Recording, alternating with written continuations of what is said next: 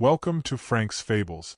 Before we begin, let us know where you're watching from, and if you enjoy stories that give vulnerable children a voice, be sure to like and subscribe for more.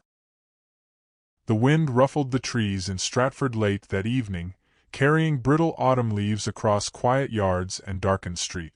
Inside his modest, one-story home near the edge of town, Daniel Evans lay on his narrow bed, wide awake though every muscle in his body yearned for rest. He stared at the ceiling, listening to the steady tick of an old clock on the nightstand. Moments like these made him feel claustrophobic in his own skin. He found himself struggling to breathe steadily as scenes from his childhood played over and over in his mind.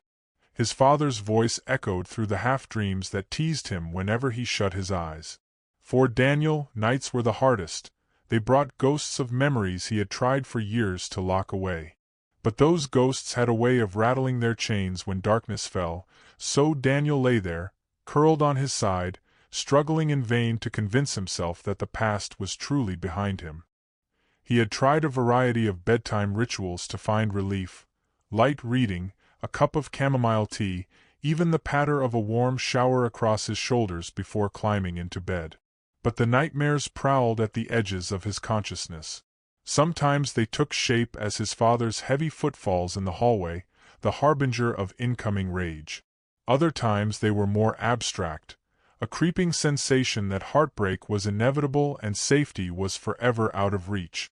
That night, his memories conjured fleeting images of bruises on small limbs, trembling hushes in hidden corners, and a sense of shame that swallowed him whole. By the time the clock struck 4 in the morning, he had dozed off only briefly, then startled awake, heart hammering. He wiped the sweat from his forehead and rose. Morning arrived with the golden hush of early sunlight. Once the alarm rattled him from a shallow slumber, Daniel forced himself to focus on routine. He dressed in the standard uniform that was neatly folded at the foot of his bed. He took pride in his job as a mailman, though some folks teased him that delivering letters had become old-fashioned in a digital age. In Stratford, however, tradition thrived. People still enjoyed personal mail, postcards, and letters. There was a sense of comfort and nostalgia in the routine, and Daniel found solace in each day's carefully sorted stack of envelopes. He brushed his short hair, grabbed a quick breakfast, just toast with jam, and set off on foot to the post office to pick up the day's deliveries. Walking through Stratford's narrow streets always felt like stepping into a postcard. Daniel found that the crisp air and changing leaves, a mosaic of yellows, oranges, and reds, offered a fleeting distraction from his restless night. Maple trees lined the sidewalks, leaves crunching underfoot, and the subtle smell of wood smoke drifted from chimneys.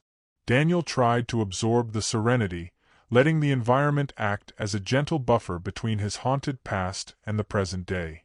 Even though he was in his mid-30s, Daniel sometimes felt older, as if the pains of his childhood had etched themselves into his bones. Still, he made a point to offer a polite smile or nod to anyone he passed, maintaining an unspoken vow to remain courteous no matter how tired or unsettled he felt on the inside. At the post office, he greeted his colleagues and began to load his bag with mail. The weight felt familiar against his shoulder, heavy enough to be substantial, yet not so cumbersome that it was debilitating. He gave a quick glance at the addresses, some for the countryside, some for the local shops downtown, and others for the newer housing developments. He always tried to imagine the lives behind each envelope. More than once, he had pictured an elderly man awaiting a long-lost friend's letter, or a mother receiving news from a daughter stationed overseas. Perhaps that sense of connecting people was one reason he had clung to this job. It felt, in an odd way, like an antidote to the disconnection of his own childhood. That morning, he wrapped a scarf around his neck to ward off the slight chill, said goodbye to the sorting clerk, and headed out onto his route. The houses were spaced closely, the roads quiet except for an occasional car passing. He walked with a steady pace, focusing on the sidewalk cracks, the swirl of leaves tumbling in the breeze, and the reflection of the sky in puddles that lingered from the previous day's rain. Soon, he came to a tidy white house with a small picket fence, one of the last stops on his route before the day was done. As he stepped forward to slip letters into the mailbox, he noticed a pair of wide eyes peering from behind a window. The eyes belonged to a girl with light brown hair, no older than 11 or 12. Daniel saw something in her expression that made him pause. She looked afraid, the kind of fear that was more than just nerves over a stranger walking by. He felt an unexplainable pang in his chest, but as soon as she realized he was looking, she ducked out of sight. Daniel finished his route, but thoughts of the girl nagged at him. He recognized her from the school bus stops in town. Her name was Amy Walker. He recalled hearing about her in passing. Someone had once mentioned that she was quiet, maybe even timid in class. But townsfolk also mentioned that Michael Walker, her father, could be fierce-tempered. That night, Daniel found himself recalling her frightened expression. He tried to push it out of his mind, telling himself it was none of his business. But all it took was one flash of memory, his own battered childhood, for him to realize it was very much his business if a child was in danger. When he tried to sleep again, the nightmares returned. This time, Daniel was a young boy, crouched under a dining table, while heavy footsteps approached. In his dream, he could see the old flickering light of the overhead lamp as a large figure cast a shadow. He heard his own frightened breathing, felt the sting of old bruises. And then he jolted awake, sweat turning cold on his skin. He pressed the heels of his palms into his eyes, trying to rub away the images. Something about the haunted way Amy Walker had looked at him that day felt too close to his own childhood. He sensed that she might be living a tragedy he knew all too well. He decided he wouldn't be able to live with himself if he saw that fear and did nothing. The next morning, Daniel woke feeling drained but resolute. After picking up his new sack of mail at the post office, he headed out on his route with a stony determination. The day was bleak, overcast, with the promise of wind and maybe even a drizzle of rain later on. He followed the same path as usual, turning corners, passing by a bakery that smelled of fresh bread, weaving through a quaint park until finally he reached the White House where he had spotted Amy. Daniel approached the gate, not entirely sure what he planned to say, only knowing that he needed to make sure she was all right. As though she sensed his arrival, Amy emerged from the house. She wore a thin sweater despite the chill, and carried a small backpack. Startled by Daniel's presence, she froze. For a moment, neither spoke. Daniel steadied his voice and said, "Hey there, you're Amy, right?" He managed a soft, friendly tone, hoping to ease her anxiety. He saw her hesitate, eyes flicking toward the front door, as though worried someone would hear. She nodded but said nothing. The tenseness around her face told him that she expected trouble if she made the wrong move. Daniel cleared his throat, trying to put her at ease. "I deliver mail around here, and I've seen you around school sometimes. You looked upset the other day. Is everything okay?" He kept his voice quiet, aware that sometimes a single question could break the dam of emotion. Amy stared at him, tears forming in her eyes. She looked like she wanted to speak but was afraid. Finally, she whispered so faintly that he had to lean forward to catch it. "It's my dad," she said. He hurts me." Those words made Daniel's heart clamp inside his chest. Hearing them from her lips so directly shattered his hope that he might have been mistaken. "Are you safe right now?" Daniel asked, voice trembling. Amy shook her head and cast a quick glance at the window, as though expecting it to fly open any second. She clutched the straps of her backpack so hard her knuckles turned white. In that moment, Daniel saw not just a terrified child but a mirror of himself at her age, scared, helpless, with nowhere to turn. In a measured, calm tone, Daniel said, "Come with me, okay? We'll go somewhere safe, and we'll figure this out." He kept his movements gentle as he motioned for her to follow. He didn't want to alarm her or give her reason to doubt him. She bit her lip, uncertain, until a faint noise from inside the house, maybe a slammed door or a raised voice, made her decision for her. She scurried out onto the porch, then down the step. Daniel led her away from the house, heart pounding in his chest. He had always been told that interfering in another family's affairs could be dangerous, but any risk was worth it if it meant protecting Amy from whatever evils lurked inside that home. They walked for several blocks without speaking, wind rustling the trees around them. When they reached the school, it was still too early for classes to start, but the nurse's office was always staffed by Mrs. Carter, who arrived ahead of the students. Daniel thought of her because she had a reputation for kindness and empathy. More than once, she had been credited with uncovering issues at home for children who came in with suspicious bumps or bruises. Daniel gently nudged Amy inside and found Mrs. Carter sipping a cup of tea as she reviewed some files. The older woman looked up, mild surprise on her face at the sight of Daniel and the trembling girl. Mrs. Carter put down her tea. "Daniel Evans, is that you? Why, what's going on?" she asked in a gentle tone. Her smile quickly faded when she noticed Amy's ashen face and red-rimmed eyes. Daniel cleared his throat, speaking softly so as not to spook Amy. "Amy needs help," he said. "She says her father has been hurting her." The nurse's warm brown eyes darkened with immediate concern, and she beckoned them further into the office, shutting the door for privacy. Amy stood there, her gaze fixed on the floor. Mrs. Carter placed a comforting hand on the girl's shoulder and said, "Amy, can you tell me what happened?" The nurse's voice was measured, soothing, as though coaxing a wounded animal out of a trap. Amy glanced at Daniel, perhaps seeking reassurance that it was safe to speak, and he gave a small nod. With a shaky exhale, the girl explained in broken sentences how Michael Walker often lost his temper and how that anger manifested in slaps, kicks, and cruel words that made her dread going home each day. She showed bruises on her arms, old and fading ones, as well as fresh ones that looked dark and painful.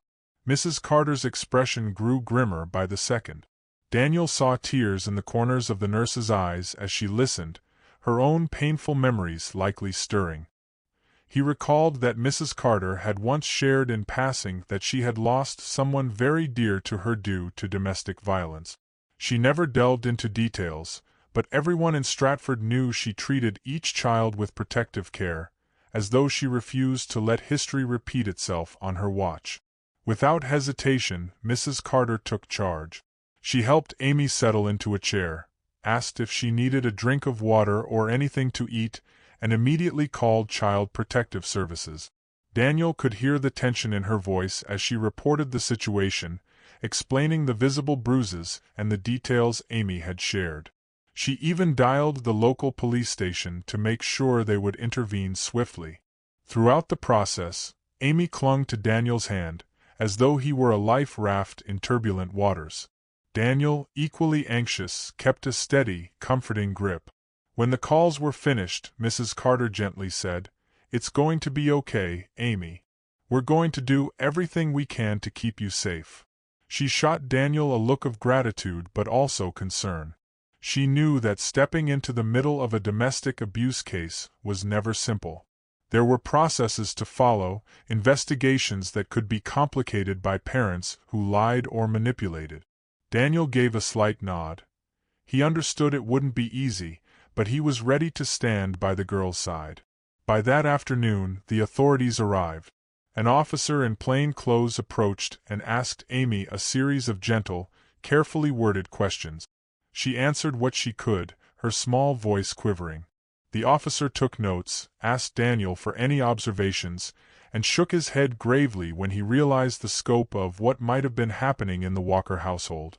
Shortly thereafter, a social worker from Child Protective Services arrived, a calm woman with a sympathetic gaze. She placed a protective hand on Amy's shoulder and spoke in a reassuring voice, telling her that she wouldn't have to go home to her father that night. A plan was already in motion to place Amy in emergency foster care. Daniel stood in the hallway near the nurse's office, his entire body coiled with tension. He couldn't help but recall how no one had intervened for him when he was a child. He had survived his father's outbursts mostly by disappearing into corners or shutting himself in locked rooms. No well-intentioned neighbor or teacher had saved him.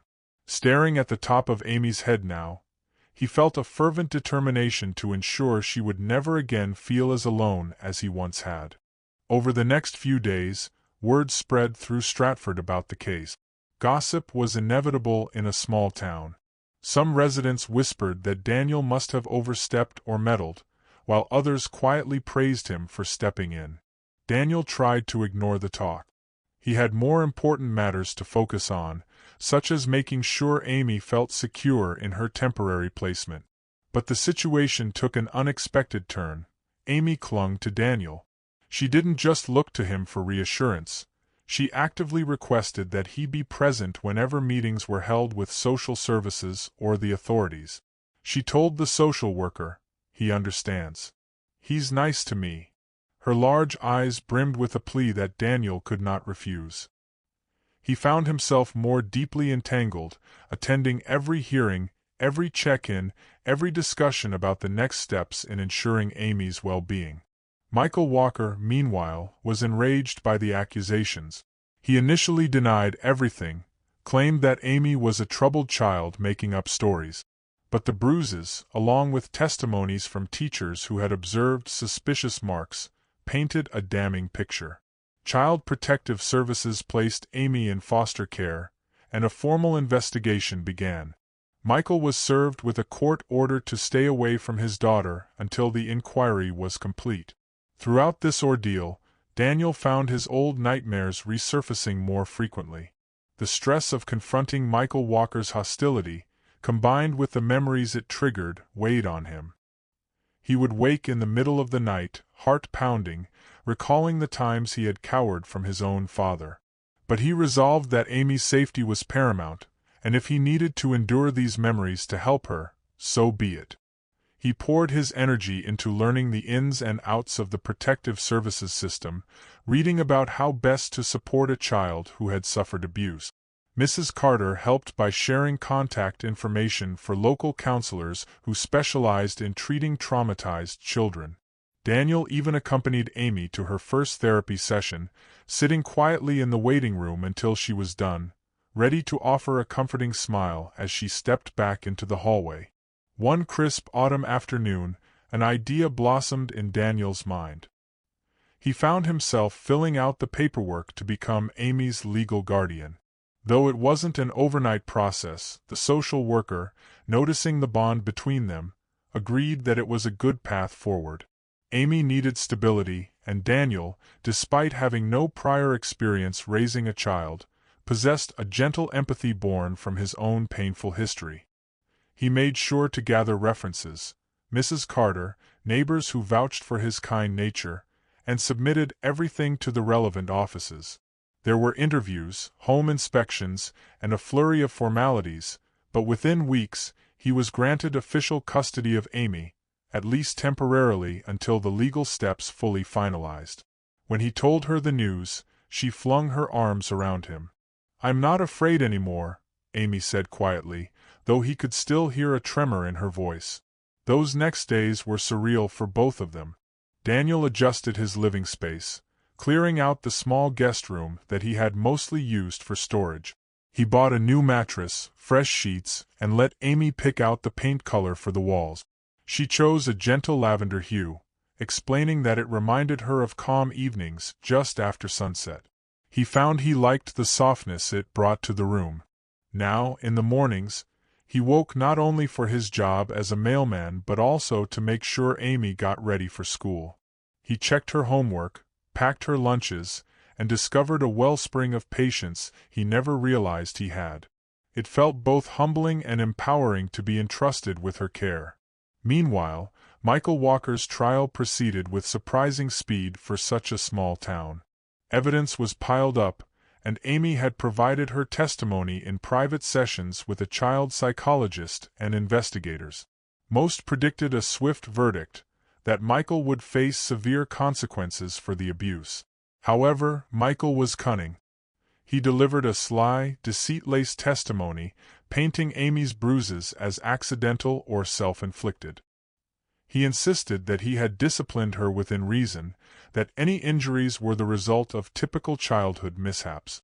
In small communities, some jurors still adhered to outdated notions of parental authority, making the case more complicated than Daniel had anticipated.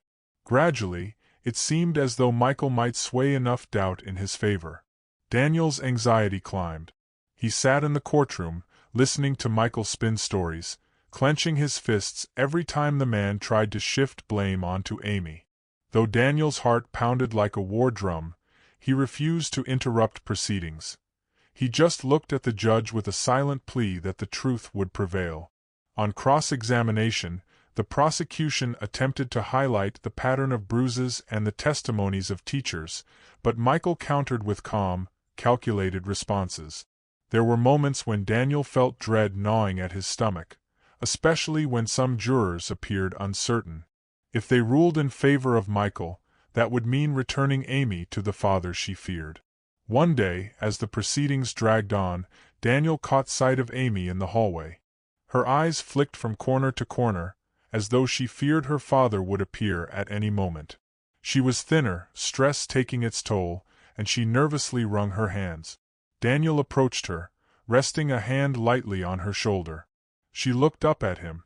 "What if he wins, Daniel?" she asked, voice trembling with tears. "Then I'll have to go back." The very idea made her lips quiver. Daniel felt his throat tighten. "He won't win," he whispered, trying to project a confidence he didn't entirely feel. "And even if things look uncertain, we're not going to let you go back to him. We'll do everything we can to keep you safe." On the final day of testimony, Amy was called to speak in court. Everyone in the small courtroom seemed to hold their breath as she took her seat. Her eyes darted to Michael, who glared back with a thin veneer of composure. For a moment, Amy said nothing, obviously terrified. Then, with a tremor in her voice, she uttered the most crucial words of the entire trial. "He gave me my bruises," she said, pointing directly at her father. In that same moment, she pulled back her sleeve to reveal a deep bruise on her forearm. The small hush that descended upon the courtroom was electric. Daniel felt a wave of relief and empathy. Amy looked more vulnerable than ever, but there was a steely strength hidden beneath her tears. The judge's gaze lingered on Amy's bruises. The silence stretched before the sound of a gavel signaled that the jury needed to deliberate. The next hour felt like an eternity. Daniel paced the hallway, running a hand through his hair, occasionally glancing at Amy, who sat with Mrs. Carter, head bowed.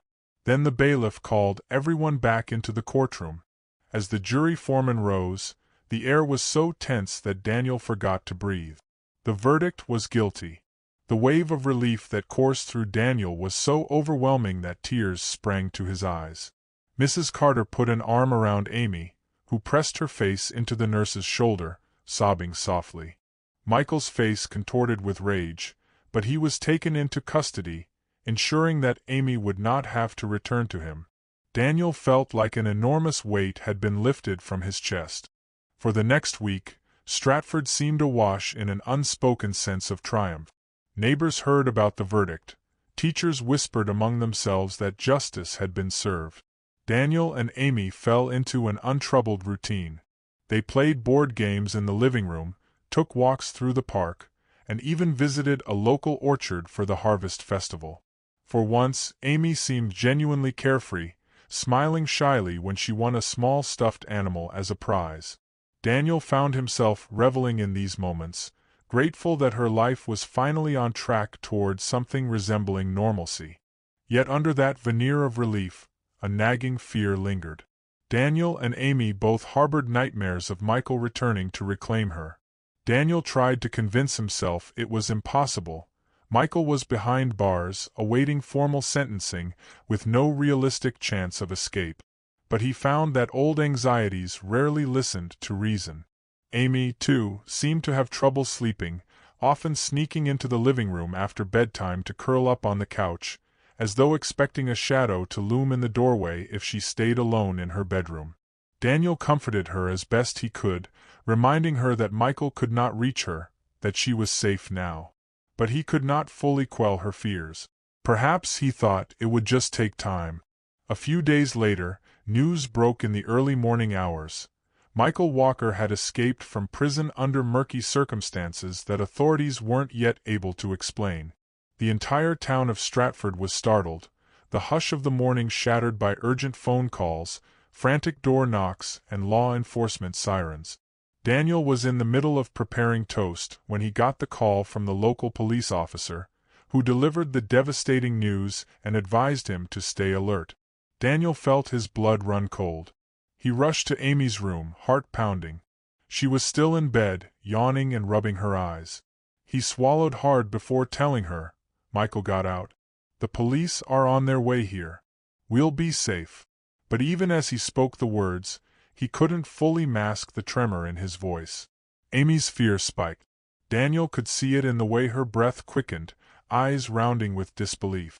She hurried to Daniel's side, unable to speak, trembling so violently he had to guide her to a chair before she collapsed. He tried to remain calm, determined not to let panic overtake him. He explained that the authorities would protect them, that they would likely station themselves around the house for security. Indeed, within the hour, local law enforcement arrived, along with higher-level investigators who recognized the danger a man like Michael posed. They questioned Daniel thoroughly about any possible place Michael might head. Did he have relatives nearby? An old cabin in the woods? A friend who owed him a favor? They needed leads, and they needed them fast. Though Daniel's interactions with Michael had been limited to the courtroom, he recalled a rumor about Michael having ties to the Cedar Hollow area. Situated about 15 miles outside town, Cedar Hollow was known for dense forests, hidden trails, and an old cluster of abandoned cabins. On a hunch, law enforcement began combing the area, but the search was complicated by the fact that the Cedar Hollow region spanned a wide swath of wilderness. Meanwhile, every passing hour felt like an eternity for Daniel and Amy. Despite the police presence near Daniel's home, he felt uneasy. For the first 2 days, he and Amy stayed locked inside. She refused to go to school, paralyzed by the fear that Michael might seize her in transit. Daniel arranged for her class assignments to be emailed to him, and the school sympathized, given the extraordinary circumstances. But even with officers posted around the neighborhood, there was only so much they could do if Michael was cunning enough to bide his time. Daniel slept fitfully on the couch at night, set on remaining close to Amy's bedroom so that he would hear any suspicious sound. On the third night, a storm blew in. Thunder rumbled across the sky, and rain lashed against the windows, creating an unsettling symphony. Daniel tried to busy himself in the kitchen, tidying counters that were already spotless. He glanced occasionally out the window, seeing only the haze of rain-soaked darkness. Amy hovered around him, her eyes flicking nervously at every noise. The officers outside had retreated to their vehicles for shelter from the downpour. Daniel offered a shaky smile, attempting to reassure her. "He won't come," he said, more to himself than to Amy. "Not in this weather." But a primal anxiety coiled in his gut, making him alert to the slightest shift in shadows. Around midnight, as the storm intensified, a loud crash sounded from the back of the house. Daniel's pulse skyrocketed. He whispered urgently to Amy to lock herself in the bathroom and call the police. She ran off, tears brimming. Daniel crept toward the back door, heart pounding so violently it felt as though it might burst through his chest. In the flashes of lightning, he saw a figure lurk on the edge of the property, drenched by rain but moving with grim purpose. Another crash, this time the distinct sound of glass shattering. A kitchen window had been broken in. Daniel instinctively backed away, shouting for the officers outside. Before he could register what happened, the figure lunged into the kitchen. It was Michael, soaked to the bone, eyes wild. He was no longer the calm manipulator from the courtroom. His face was contorted with an almost feral desperation. "Where is she?" he barked, scanning the room. Daniel scrambled to block the hallway leading to the rest of the house, adrenaline pumping. "Stay back," he warned, panic spiking in his veins. He had no weapon, only the fierce resolve that he would not let Michael harm Amy again. Rain dripped from Michael's clothes onto the floor as thunder rattled the windows. Though the police were stationed outside, the storm's roar had masked the initial break-in. Daniel shouted as loud as he could, hoping they would hear. Michael, seizing the moment, shoved Daniel roughly aside. Daniel stumbled, pain shooting through his shoulder as he collided with a counter. "Amy!" Michael yelled, voice booming over the thunderclaps. Daniel regained his footing, trying to block Michael again. They struggled in the narrow hallway, a frenzied clash of limbs. Then Daniel heard a cry from the direction of the bathroom. Fear tore through him. Amy had obviously realized the intruder was inside the house. Suddenly, flashlights illuminated the windows, indicating that the police had finally realized something was wrong. Michael, in a wild burst of motion, twisted away from Daniel and sprinted down the hallway. Daniel followed, heart hammering. The police pounded at the front door, but it was locked from the inside, and in the chaos, Daniel had no chance to open it. He was forced to chase Michael alone. In the corridor, the door to the bathroom stood ajar. Amy had fled. The front window near the living room was now wide open, curtain flapping wildly in the wind. Michael had found a quick exit. Daniel's blood went cold as he realized Amy was gone too. In a terrified moment, he looked out the window and saw, through the sheets of rain, Michael dragging Amy across the yard. The officers in front seemed to be caught on the other side of the house, searching for the intruder. Daniel yelled at them, pointing frantically, but lightning lit the yard so briefly that they seemed disoriented. By the time they circled around, Michael and Amy had disappeared into the stormy darkness. Chaos erupted as soon as Daniel managed to unlock the front door. The drenched officers, now informed, radioed for backup. Flashlights swung wildly through the downpour, searching for footprints or any sign of where Michael might have taken Amy. Daniel's mind spun with horror. It had happened so fast. All those nightmares, all those dreaded scenarios, had become a reality in the blink of an eye. Rain stung his face, and he struggled to steady his breathing. The officer in charge issued commands, splitting the law enforcement team to search different parts of Stratford and beyond. Daniel found it difficult to remain still, wanting desperately to join the search party, but the officer insisted he stay close, in case Michael attempted contact. Morning came, gray and dismal, with no trace of Amy. The search expanded. Volunteers from Stratford joined, combing forests and side streets. Mrs. Carter arrived at Daniel's house, tearfully offering comfort. Daniel could barely speak. He kept replaying the moment of that open window, the fleeting silhouette of Michael hauling Amy into the night. He felt a swirl of guilt and dread, cursing himself for not acting faster. The investigating officers distributed missing child alerts, plastered descriptions around town, and set up a tip line. But time drifted on, excruciatingly slow. Finally, a lead emerged in the late afternoon of the following day. A hiker claimed to have seen a figure matching Michael's description heading toward Cedar Hollow with a young girl in tow. Daniel's heart pounded at the mention of Cedar Hollow. He recalled telling the police about that area.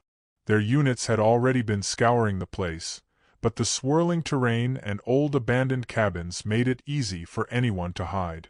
With renewed urgency, a larger search perimeter was established.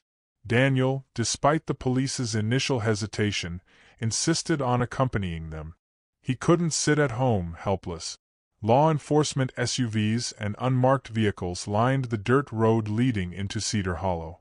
Men and women spread out in a coordinated search pattern, navigating muddy trails made treacherous by the recent storm. Daniel trudged behind one group, eyes scanning the thick clusters of trees, ignoring the slippery ground that threatened to pull him off balance. Every so often, he noticed rusted remnants of old fences or the collapsed roofs of long-forgotten cabins, their walls coated in moss. The place carried a gloomy ambience, as though it had been swallowed by nature's persistent reclamation. Daniel prayed that they would find Amy safe, that she wasn't lost in the labyrinth of these woods. Hours passed before a policeman signaled that he'd spotted footprints near one particularly decrepit cabin. The structure leaned precariously, its wood rotting from years of neglect. A crooked chimney jutted from the roof, and broken windows allowed a stench of mold to waft from inside. Daniel's stomach churned at the thought of Amy trapped in such a place. The officers readied themselves to approach carefully. Though they had no firearms in hand, they gripped makeshift batons and flashlights, determined to secure the area. Daniel hung back, anxiety coursing through him, every fiber of his being alert. Darkness began to settle again, the last remnants of daylight fading behind the canopy of tall pines. The lead officer gestured for quiet, then slowly approached the cabin. As they drew near, a muffled voice could be heard, a coarse, enraged sound. Daniel's heart thumped. He recognized Michael's tone from the prior confrontation in his home. "Stay back!" Michael roared from inside, as though sensing the presence of others. Daniel exchanged a glance with one of the officers, eyes full of desperation. The officer whispered, "We have to be cautious.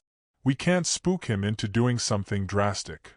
They inched forward, pressing themselves against the side of the cabin. Inside, Amy whimpered. The sound made Daniel's chest tighten almost painfully. He wanted to dash in, to break down the door, but knew the last thing they needed was to provoke Michael.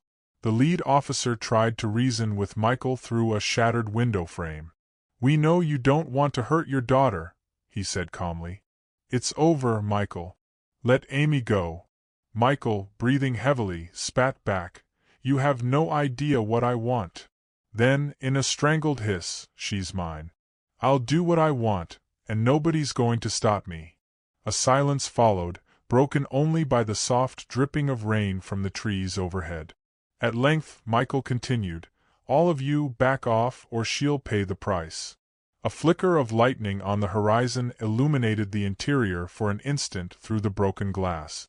Daniel glimpsed Michael's gaunt expression and saw Amy crouched behind an old table, tear-streaked, arms wrapped around her knees. Daniel nearly lost it at that point, struggling against an officer who tried to hold him back from storming in. But he forced himself to remain still, reminding himself that a reckless move might endanger Amy further. Time crawled.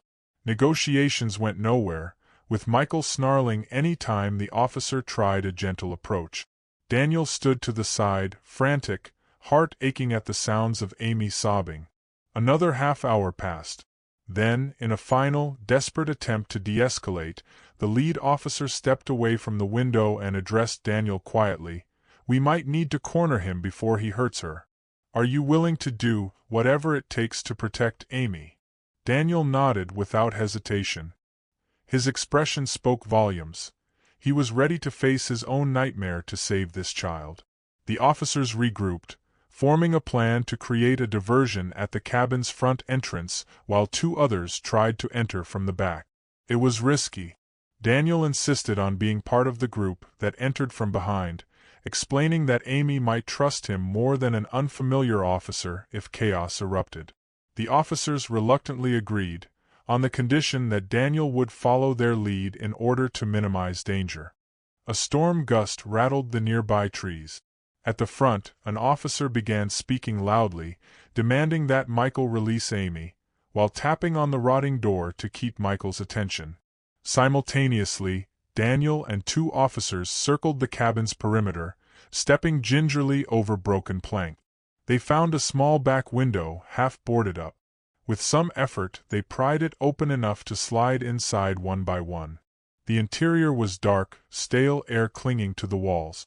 Daniel's skin crawled as he quietly navigated an old corridor lit only by the dim beam of a flashlight. He could hear Michael's ragged breathing around the corner. "Nobody comes closer," Michael yelled, presumably at the diversion team up front. The tension in the cabin was a living thing. Daniel's footfalls were nearly silent on the grimy floorboards. His eyes strained to adjust, searching for any sign of Amy. Then he saw her, huddled in a corner, near a sagging table. A small, lit lantern cast flickering shadows that stretched and distorted along the cabin walls. Michael stood between them, a menacing silhouette. One of the officers behind Daniel stepped on a loose board that creaked loudly, and Michael whipped around, eyes gleaming with madness. "I said back off," he roared, lunging toward Amy. In that instant, Daniel launched forward, hooking an arm around Michael's torso to pull him away from the trembling girl. They stumbled across the room, crashing into a dilapidated wooden chair that splintered beneath their combined weight. A jolt of pain shot through Daniel's arm, but he held tight, refusing to let Michael break free. Michael's elbow slammed back into Daniel's ribs, knocking the wind from him. The officers rushed forward, trying to gain a hold on Michael's limbs. Amy let out a sharp scream. The struggle was a blur of limbs and shouted warnings. Michael managed to twist free, grabbing at an old metal poker that lay discarded on the floor, presumably from the cabin's defunct fireplace. He swung it wildly, clipping one officer's shoulder. Daniel, still reeling from the blow to his ribs, staggered to his feet, desperation fueling him. He saw the officer close to losing his grip on Michael, who was thrashing about like an animal cornered. Sensing no other option, Daniel mustered every ounce of courage and lunged again. He tackled Michael to the floor, enduring the brunt of Michael's furious kicks. In the chaos, the cabin's structure groaned ominously, as though even the walls were buckling under the violence. One of the officers managed to wrench the metal poker from Michael's hand. Another pinned Michael's legs. With a final, savage push, Michael tried to wrench himself free, but his leg twisted underneath him at an unnatural angle. He let out a howl as it snapped, the sound echoing in the musty cabin. Daniel grimaced, but part of him felt a guilty surge of relief that Michael was now unable to run. The officers subdued him at last, restraining him in a way that even his wild thrashing could not break. Gasping for breath, Daniel turned to Amy. She was huddled in the corner, eyes shut tightly, tears streaming down her cheeks. One of the officers gently helped her to her feet, checking for injuries. Apart from superficial cuts and bruises, she seemed physically okay but entirely shaken. It broke Daniel's heart to see her trembling so violently. He rushed to her side, voice coming out in a ragged whisper, "Amy, it's over. You're safe." She opened her eyes and launched herself into his arms, sobbing uncontrollably. He wrapped her in a protective embrace, leaning his forehead against hers. Relief flooded him, mingled with an odd numbness that always followed intense confrontation. While medical teams and backup officers arrived, Daniel and Amy were escorted outside. The fresh air felt bracing on Daniel's sweaty brow. The cabin was illuminated by the headlights of multiple vehicles as the rescue operation took on a sense of finality. Michael lay grimacing in pain, his leg bent in an angle that made onlookers wince. Officers placed him on a makeshift stretcher to carry him out. Despite his agony, he continued cursing, spewing threats at the crowd. But none of it mattered now.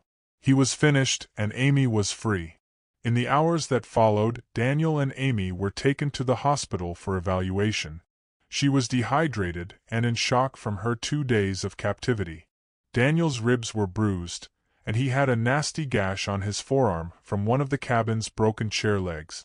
Despite these injuries, neither Daniel nor Amy could stop clinging to each other. The medical staff tried to keep them both as calm as possible, offering gentle words, warm blankets, and reassurance that the worst was behind them. News traveled quickly back to Stratford. Amy had been found alive. Michael was in custody once again. People breathed a collective sigh of relief. In the aftermath, Amy and Daniel spent a few days recovering in the hospital. Nurses checked their vitals, doctors made sure there were no hidden complications, and a child psychologist visited Amy to help her begin processing the trauma of her kidnapping. On the second day, she fell asleep clutching Daniel's hand. He sat there, observing her tear-stained lashes and the bruises that lined her wrists. He felt an overwhelming protectiveness coupled with exhaustion that seeped into his marrow. His thoughts raced with gratitude that she was safe but also simmered with anger that Michael's rampage had progressed this far.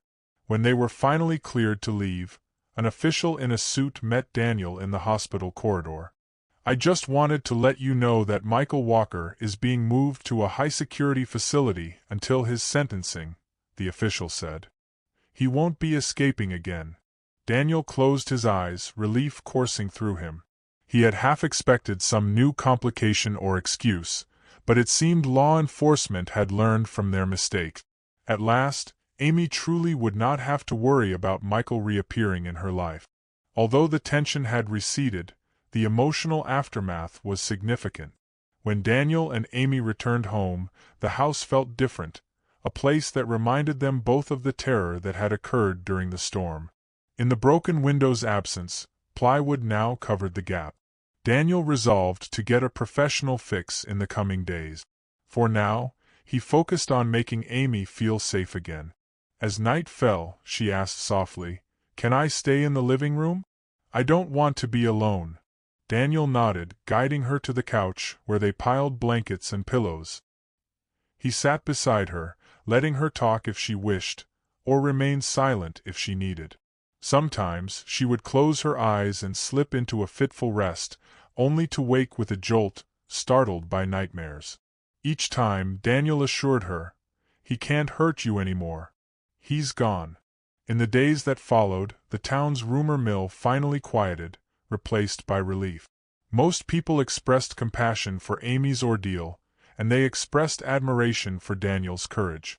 A flood of cards and letters arrived at his home, addressed to both Amy and Daniel. Some contained drawings from classmates or words of encouragement. Though Daniel was touched by the gestures, he found that what he treasured most was the sense that he and Amy were forming a genuine father-daughter bond, built not only on shared pain but also on resilience and trust. Finally, Michael's formal sentencing took place in a hearing that Daniel and Amy attended only briefly. They saw him brought in on crutches, a dark scowl etched into his features. The judge handed down a lengthier punishment than initially expected, citing the abduction, assault, and the prior abuse charges as clear evidence of criminal endangerment. Michael glowered at them with unmasked hatred, but the officers led him away. The clang of the door behind him felt like a final punctuation mark. Outside, the skies were clear, and the air felt less oppressive. Amy slipped her hand into Daniel's, a hesitant smile on her face.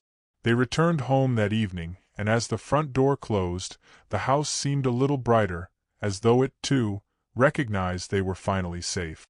Daniel made them a simple dinner of pasta and vegetables, and they shared a quiet meal. Amy's eyes were still shadowed with the memory of recent horrors, but she looked at Daniel with a trust that he found remarkable. In that unspoken moment, they both realized that their battle was done, at least the ugliest part of it. There would be therapy sessions, nightmares, and doubt ahead, but for the first time, there was hope. Outside, Stratford moved on with the predictable patterns of everyday life, unaware of the deep transformations that had taken place in that small home. But for Daniel and Amy, each normal day was a victory, the kind that proved how far they had come and how bright the future could be now that the shadow of Michael Walker had finally been banished for good. Thanks for watching till the end. If you enjoyed the story, give this video a like if you haven't already, and subscribe for more.